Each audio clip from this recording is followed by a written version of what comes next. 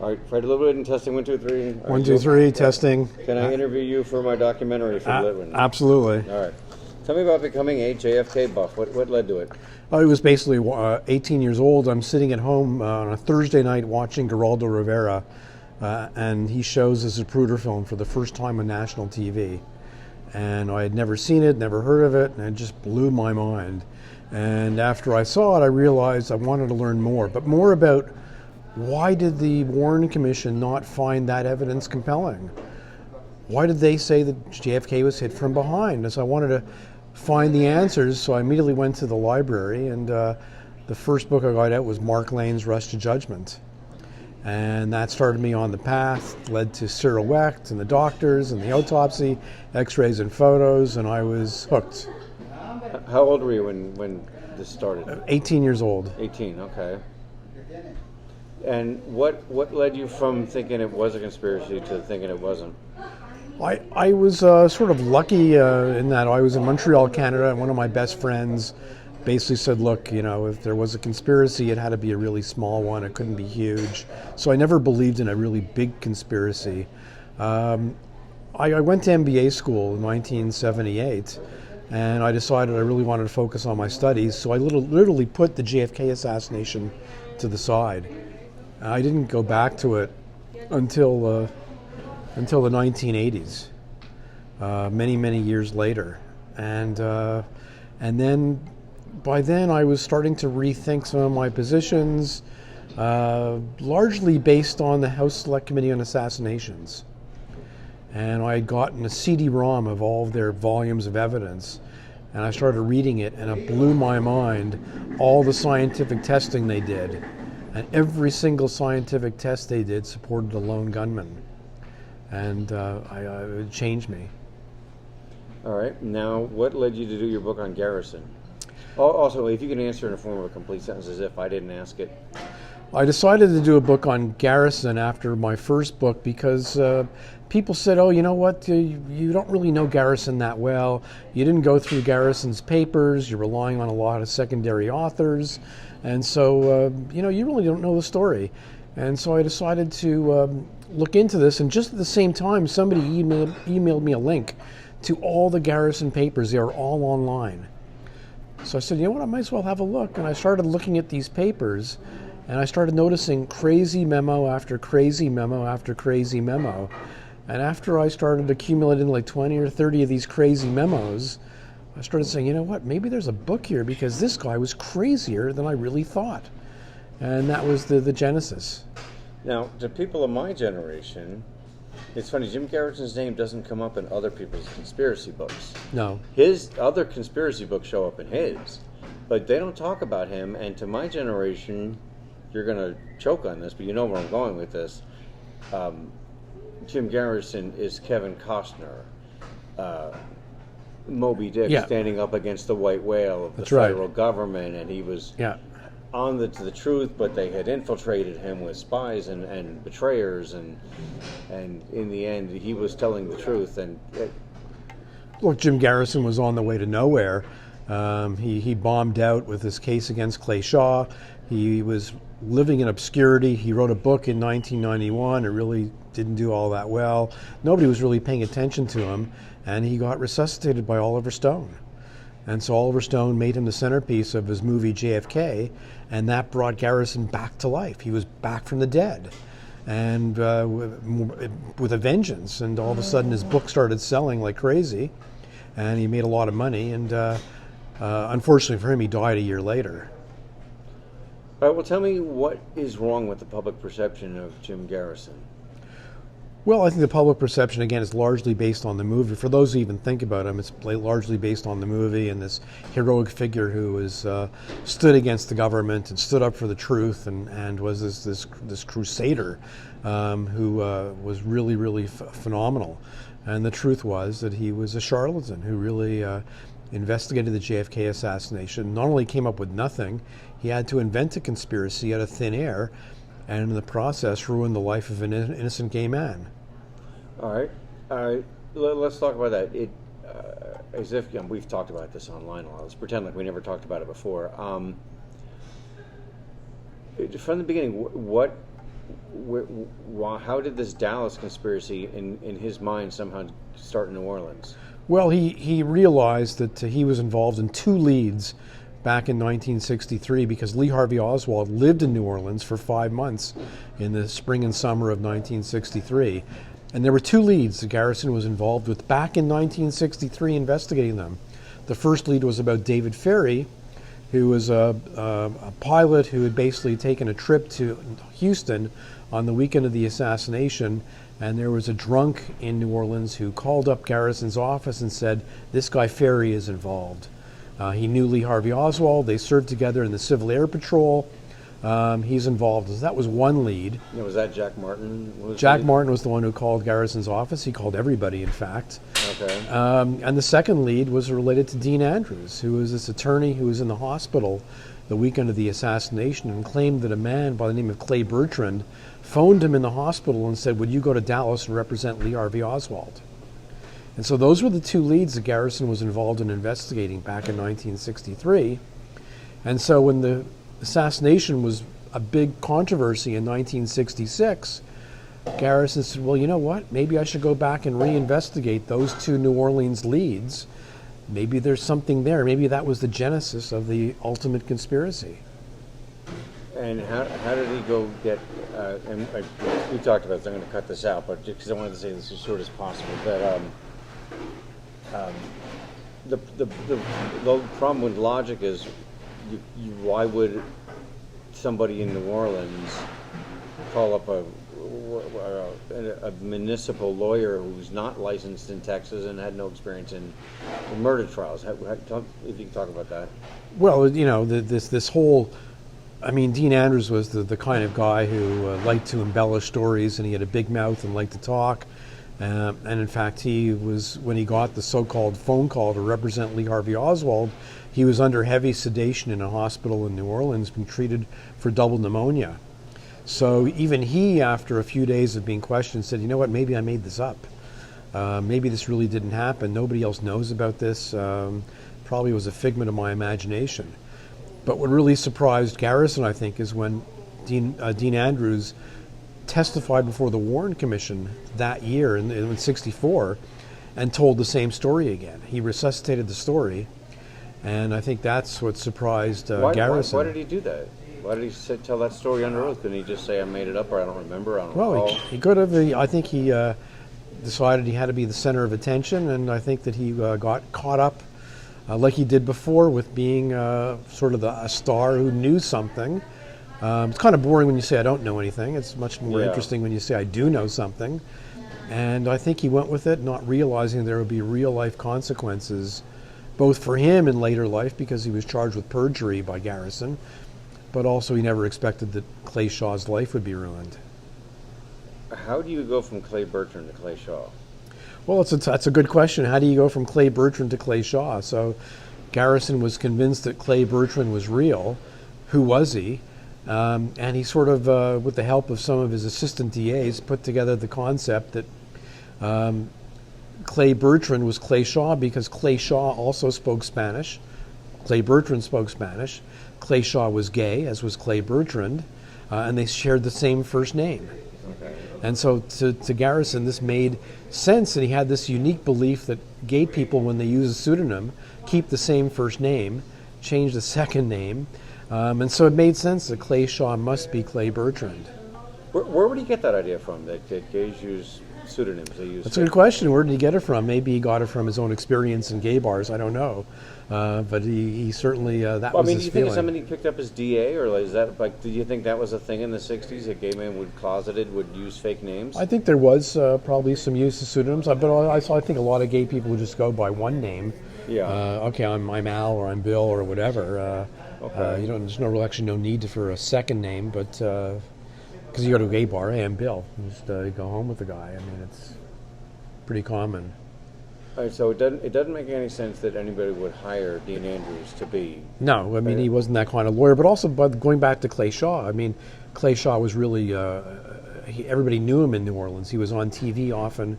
He was in newspapers a lot. He was 6'4", with this magnificent white hair.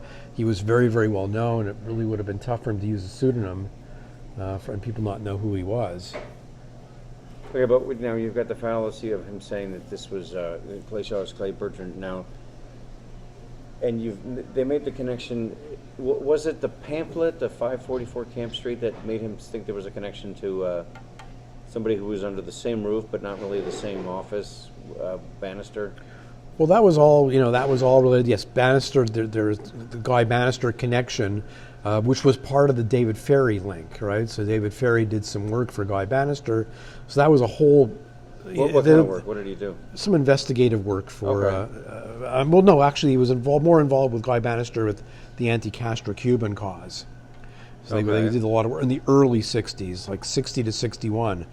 But you had these two different storylines, which was the David Ferry and Guy Bannister connection, and then you also had this sort of Bertrand stuff with Dean Andrews. And what Jim Garrison did was he melded the two together into one story. And that was sort of a genius move on his part to meld it all together into one story. And he did that through Perry Russo, through the use of hypnosis and sodium pentothal, and he melded the two stories together. All right. Tell the folks about 544 Camp Street, which was one roof with many rooms, but what most people don't know. Well, it was a building on Camp and Lafayette, so there was a building there, and it had two entrances, one on Camp Street and one on Lafayette. And so Guy Bannister had an office in the building, and Sergio Arcacha Smith, who ran a Cuban organization, he had an office in the same building, but they used different entrances because they went to different parts of the building. And so Oswald, not on the pamphlets he handed out, but one of his Fair Play for Cuba pamphlets about the organization, he stamped on it with a hand stamp the 544 Camp Street address on a few of them. And so the question was, why did he pick that? Was he there? Did he know Guy Bannister? Did he know Sergio Arcacha Smith? How was he connected? And that was a big thing that tied Oswald into this whole thing. Jim Moore, he said on a radio interview that Bannister and Clay Shaw would have gotten along like oil and water. They would not have gotten along on any level. Did you do any research on that? Well, the problem with Bannister is Bannister not only was anti-communist and hated Castro, but he was a segregationist. He was very, very anti-civil rights. And that's not who Clay Shaw was. Clay Shaw was very, very much for civil rights, and that's why I have a hard time believing that Lee Harvey Oswald was secretly working with Guy Bannister. I mean, I just can't see how the two of them would ever see eye to eye on things like civil rights. All right. Now, what material did he have? Okay, let's talk about the grand jury in New Orleans, because I've read that. To an outsider, it seems like you can't get a grand jury indictment unless you've really got some solid evidence. But I've heard that in New Orleans under Garrison, he had it rigged that he could pretty much convict you of being Donald Duck. Right? Well, first off, he had the power in New Orleans to indict anybody on his own. Didn't need the grand jury. For a non-capital crime, Garrison could just sign a piece of paper and you were indicted. So he didn't have to go to the grand jury. He could go to the grand jury as an option, but he didn't have to. In the case of Clay Shaw, he did three things. He filed a bill of information, which is his own indictment. He went to the grand jury for an indictment, and he went to a preliminary hearing to get an indictment from the judges. And he did, I think, all three to cover his ass, so that he could say later on, you see, I had all this evidence, everybody else agreed with me. I think that's why he did it. We talked this morning. We could retell that story about the alias card, the arrest card. Well, in the trial, all of a sudden, the Garrison wanted to bring up the fact that when Clay Shaw was booked at the police station after his arrest, that on the arrest form they asked him what alias he was known as, and on the form, on one of the copies, it says Clay Bertrand, and so the policeman testified that yes, that was what Clay Shaw said. He said his alias was Clay Bertrand, and that's why I typed it out. But there were many copies of that form, and it was only on one copy of the form. And there were actually witnesses there. There was another policeman there who actually testified at the trial and said Clay Shaw was not asked the question, and he did not say that. And so the judge, even the Judge Haggerty, who was quite biased in the case, ruled against the admissibility of the arrest card. Now, in both his book and the movie, you get the impression that he had a rock-solid case and he was being undermined by the CIA, and they corrupted some of his people, and the Bill Broussard sent in like fake or crazy witnesses, or extremely unreliable witnesses to undermine Garrison. What do you say to that? Well, it's patently untrue. I mean, Garrison really undermined his own investigation by using dodgy witnesses in the trial. I mean, he could only blame himself. Charles Spicel, who is the big witness that really undermined the case, was interviewed by James Alcock, who was the second in command, and Spicel said on the stand in the trial, "I told Garrison about about the things I believed." He was the guy who was fingerprinting his own daughter every time she went to university and came home. So they should have known that, and they didn't. And yeah, it's easy to blame the CIA, but in fact, it was their own malfeasance. All right. What was I going to talk about?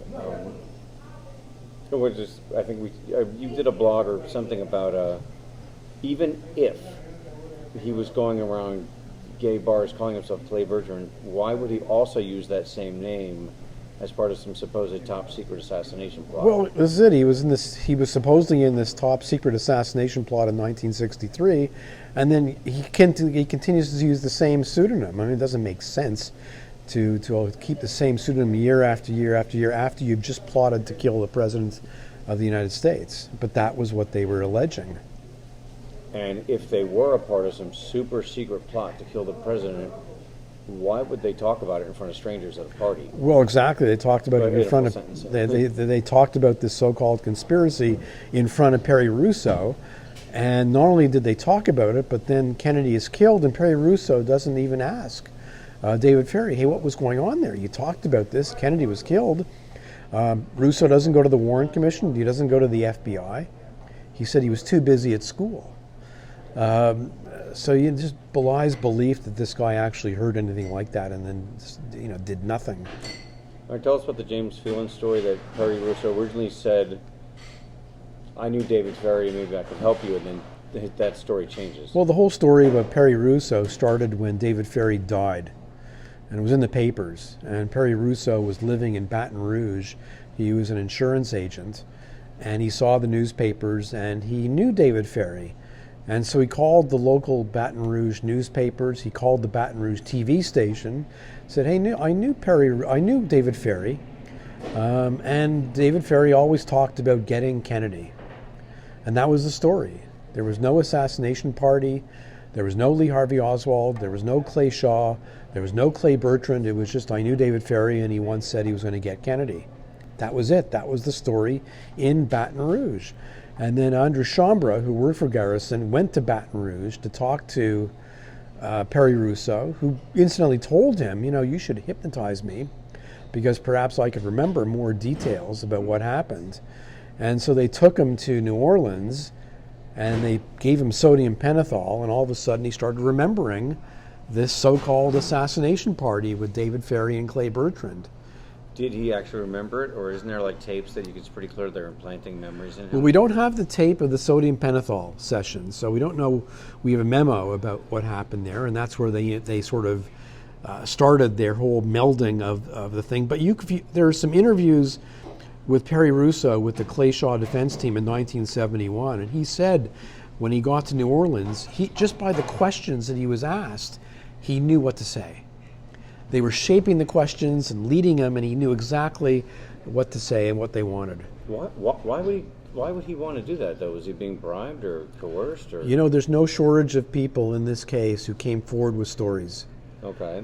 Sometimes people just want to get involved for whatever reason. They don't know what they're really getting into, and they come forward. I just last week blogged the story of Arthur Strout. I don't know if you heard of Arthur Strout, but he was a dishwasher. He was a dishwasher up in Boston, and he contacted Garrison and said, "You know what? I have pictures of David Ferrie and Lee Harvey Oswald, and I knew them. I have all these stories."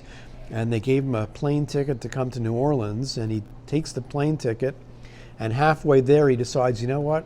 No, I really didn't see anything, and goes home.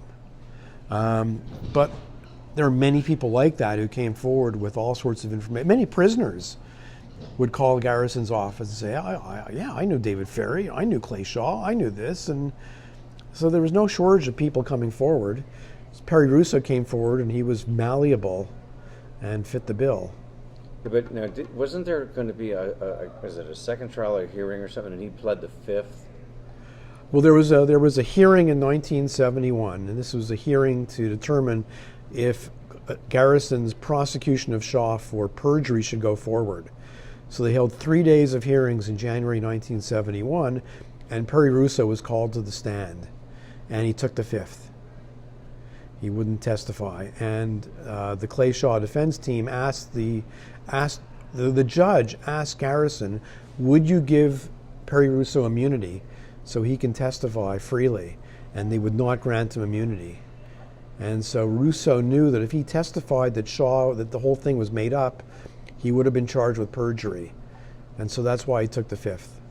Now, we talked a lot about anybody connected to the assassination, that if you knew Lee Harvey Oswald or you were there in Dealey Plaza, you became something of a micro-celebrity. And it seemed like a lot of people said, I want to be one of those too. Yeah, and look, anytime you have a big crime like this, with publicity across the country, around the world, people pop up everywhere. Yeah, I saw Lee Harvey Oswald. There were people, I come from Montreal, there were people in Montreal who said, yeah, I saw Lee Harvey Oswald in Montreal in the summer of '63 at a pro-Cuba rally. The RCMP, the Royal Canadian Mounted Police, investigated. Big, huge file you can get about their investigation of Lee Harvey Oswald, and they actually got pictures of all the people at this little demonstration. There was only 8 people there. Oswald wasn't there, but there were people who came forward and said he was in Wisconsin, and he was out west, and he was in Florida. This happens in almost any big crime where you get a lot of publicity. If Clay Shaw hadn't died, he was about to sue Garrison? Clay Shaw sued Garrison for $5 million in damages. And the case was winding through the courts, and the problem was that Clay Shaw was getting sick. He had cancer, and he started telling his lawyers to hurry up, let's go with this case, let's get it going. And unfortunately, he got sicker and he died before the case could be heard. And so the case went to a court to determine if it could go forward, because Clay Shaw had no heirs. He was a gay man with no children, and initially the courts ruled that it could move forward under the terms of the will. His lawyer was named as the plaintiff in the case, but ultimately it went right up to the Supreme Court, and because of Louisiana laws, the case could not go forward because Clay Shaw had no heirs, and so the case was dropped, unfortunately. All right, tell us about the Clinton witnesses, the supposed Clinton witnesses. Well, it was a very big surprise at the start of the trial, the Clay Shaw trial in 1969, right at the start. And there were these witnesses who came forward from Clinton, Louisiana, which is a small town about 150 miles north of New Orleans. It was a town that was embroiled in a lot of controversy in the early 60s over voting rights for black citizens. And these witnesses came forward who said that they had seen Lee Harvey Oswald with David Ferry and Clay Shaw in Clinton, in which they were trying to get a job for Lee Harvey Oswald at the mental hospital in Jackson, Louisiana. And so there were all these witnesses, the white and black witnesses who came forward and who saw these men. And it sort of it shook the Clay Shaw defense team because they knew nothing about this. And really had because there was no discovery back then in the Louisiana courts. And that helped the case that Lee Harvey Oswald knew Shaw and knew Ferry. But it was all a fix. Somehow it was a fix. I mean, this was a KKK town, and somehow it was all pieced together. This story was incredibly implausible. All right, tell us about the story that supposedly, it came out years later, that Clay Shaw did work for the CIA, but if you dig into that story, it's not what it sounds like. Yeah, well, there was basically right after Clay Shaw was arrested, there was a series of articles in a communist-controlled newspaper in Rome, Italy, called Paese Sera, and it was a series of 6 articles about Clay Shaw. He was on the board of directors of a World Trade Center in Rome called Centro Mondiale Commerciale, and the newspaper charged that that was a CIA front organization that was funneling money to right-wing extremist groups. And so that was the linkage of they claimed that Clay Shaw was involved and Clay Shaw was working for the CIA with this right-wing organization. The reality, that was completely made up. It was most probably a KGB planted story. But the reality was that Clay Shaw did have a CIA connection. From 1948 to 1956, Clay Shaw was a domestic contact of the CIA because he was head of the International Trade Mart. He knew a lot about trade with communist countries, and so on several occasions he provided information to the CIA about international trade. And that ended in 1956, and that was the extent of his involvement with the CIA. Speaking of which, there's one theory that all of this, the Mark Lane books, all of this, was some commie plot to undermine Americans' confidence in their government. Sounds like a crazy theory, but people at Vegas is not so crazy. Tell me about that. Well, there's no question. There's no question that the CIA, the KGB. Start over. There's no question that the KGB would like to, tried to, help put into the minds of the American people that the CIA was responsible for the assassination. And they actually ran several operations to help this. First, they funneled money to Mark Lane. Secondly, if you remember that operation, there was a letter that was sent to a Mr. Hunt. I don't know if you remember this, but it was a letter sent to Mr. Hunt, and it was from Lee Harvey Oswald. And it said, if I can be of any help to you or any assistance, please contact me, blah, blah, blah. And that letter was sent anonymously to Harold Weisberg and a couple of other critics of the Warren Report. Now, what's interesting is that that was most probably a KGB operation, and the Mr. Hunt that they were referring to was E. Howard Hunt of Watergate fame. But to the Warren Commission critics, they all thought it was H.L. Hunt, the oil billionaire in Texas. And so it slightly backfired. Didn't quite work, but that was most probably a KGB operation.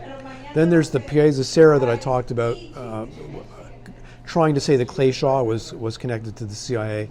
That was most probably a KGB operation. And I keep on saying the most interesting files that have yet to be released are not in Washington, they're in Moscow.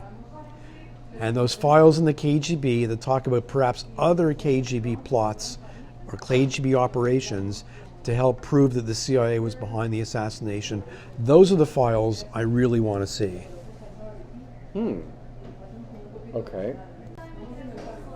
Do you think there's any possibility that Oswald was involved in some kind of, in full sentence, bioweapons programming? Did he supposedly have a mistress who brought him into a bioweapons program in New Orleans? Makes for a great story, but that's absolutely false, and there's nothing to that. I say it in the full sentence because I'm cutting my voice out. Well, the whole concept of Lee Harvey Oswald having a mistress and bioweapons and any sort of fanciful conspiracy is just ridiculous and no basis in fact. And whether it's Judy Vary Baker or anybody else, it's just completely false. Okay. Tell us about what some people would call, Norman Mailer called it the sickness, where you just can't shake your obsession with the Kennedy assassination. Well, the question is about the sickness and the Kennedy assassination. I call it assassination fever. And once you get assassination fever, particularly if you believe in conspiracy, or not even even if you don't believe in conspiracy, once you get the fever, it's hard to shake it. I mean, for me myself, I was very, very much interested in the 1970s. I let it go. I stopped it. And I even gave away all my correspondence with Cyril Wecht and Harold Weisberg, threw it out, gave away all my books. And then it was sort of rekindled in the 1980s and 1990s. And I literally had to buy back all the books that I had thrown out or given away. I think I bought Crossfire 3 times over the course of my many years. It's hard to shake, and once you get into it, I feel sort of like Adam West and Batman. You know, Adam West played Batman in the TV series, and all of a sudden you get typecast. And he was very different. He actually felt, you know what, I'm typecast as Batman. Let me play to it. I'm going to be Batman. I'm going to enjoy it. I'm going to spend the rest of my life playing to my fans. And he had a great life. And I think right now for me, you know what? I don't know if I could shake this fever, so I might as well debunk as much stuff as I can and be productive in the assassination stuff. Even people who haven't read the conspiracy books and just have only the basic knowledge, it's I think for a lot of it, it's hard to believe. It's hard enough to believe that Oswald did what he did. Then it's even more difficult to believe about Jack Ruby, who got away with what he got away with. You expect us to believe one crazy nut I'll buy, 2 crazy nuts in the same weekend, really difficult to buy. And then it gets worse with what we are told was the single bullet, the magic bullet theory that ziggy-zagged and came out pristine, and the back end of the left thing, and the fact that that the files are locked. I think that basic stuff is what most people think of when the Kennedy assassination. Look, after I wrote my first book, I had a lot of people coming up to me. When I would tell them that I was writing on the JFK assassination, they'd look at me like, there's something funny about that, right? Something happened. What was it? Was it a shot from the front? A lot of people don't know very much about it, but they know there's something strange, something weird, something going on, something funny. I get this all the time from people who know nothing. Oh, was it Jack Ruby? What was that guy's name? Oh, there's something strange there. And so, yeah, it's in people's consciousness, this psyche that there's, I don't know any of the details, but there's something really weird and funny about the assassination. All right.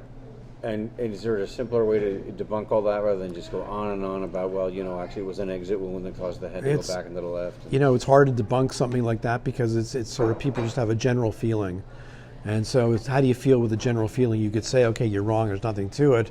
I've had a lot of friends who were like, they won't argue with me, but they just think there's something there. But they can't put it into words. They don't know enough about it. They don't want to read anymore. They're not really particularly interested in reading my books, but they know there's something there and that's it. And there's nothing you can do for some people. For some other people, they're very, very convincible and they can understand what's going on. Now, wasn't there a witness to the Tippit assassination that didn't want to come forward because he was in that neighborhood paying a social visit to a woman other than his wife?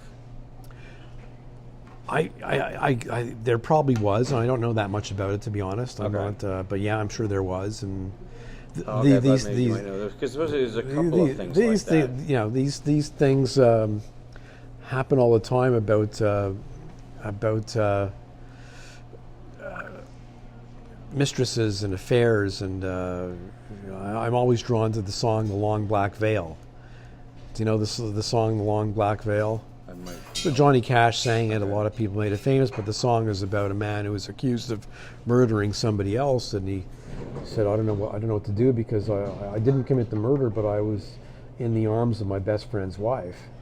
Yeah, well, exactly that kind of thing. Like I didn't commit that. Like he never came forward, and he was killed. But so there's lots of that all the time. Well, isn't that Clay Shaw that Garrison had him by the nards because he had to keep certain secrets? Well, Clay Shaw was in the closet, and homosexuality was illegal, and so it was something that Clay Shaw didn't want to talk about, and he didn't want to talk about his interest in S&M, and all of this made him extremely vulnerable. But it also made a lot of people in the French Quarter in New Orleans extremely vulnerable to threats and to coercion by Garrison and his henchmen.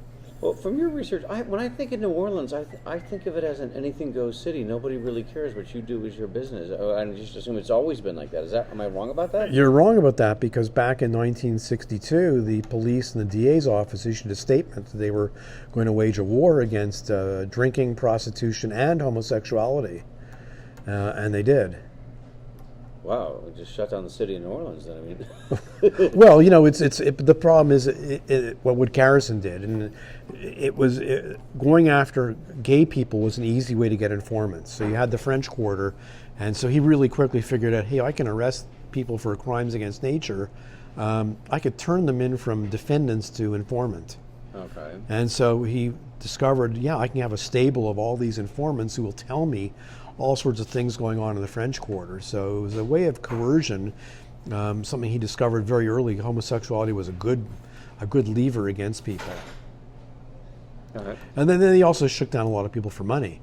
So people were arrested for homosexuality, and you pay enough money, it goes away. It's in my book, the letter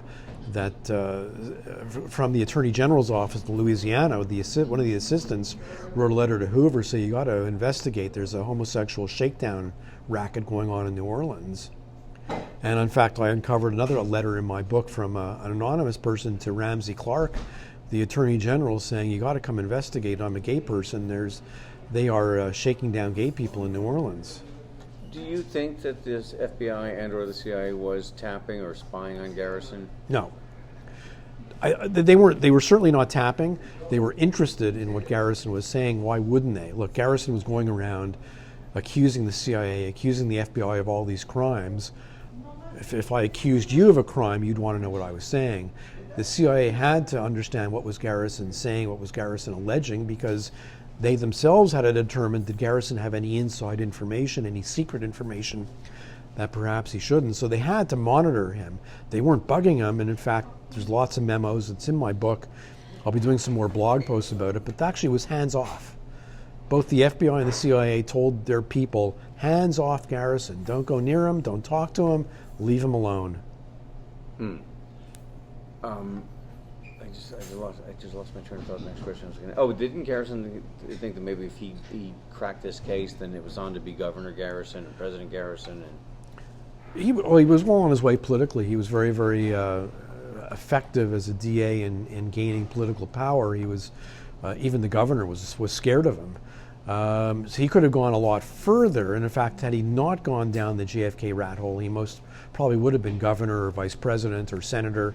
He could have gone on to much bigger political office. Didn't his associates, his underlings, actually want him to drop it? When David Ferry, they breathed a sigh of relief, like he'll drop it now? Yeah, so when David Ferry died unexpectedly, that was an opportunity for him to drop the case, and his assistants said to him, look, now's the time. You could drop the case, you could be a hero, you could say that your chief suspect just died, you did your best, you tried hard, you wanted to crack the case, it's time to drop it, move on to something else. But he said, no, this is the crime of the century, and I'm going to solve it. Did David Ferry, do you think he committed suicide, or did he die of a Berry's aneurysm? Or David Ferry did not commit suicide. He died of a Berry aneurysm, which is a congenital defect. And so the autopsy, he had a full forensic autopsy, and not only did they find evidence of an aneurysm, but they found evidence of an earlier bleed. And so it was definitely not suicide, it was definitely not murder, it was completely natural causes. And in fact, in the weeks preceding his death, he was complaining of headaches. He felt he was a very sick man. He thought he had encephalitis. He told many people he was dying. And that's why you have these so-called suicide notes. They're not really suicide notes, they are farewell letters because he thought he was dying. Okay,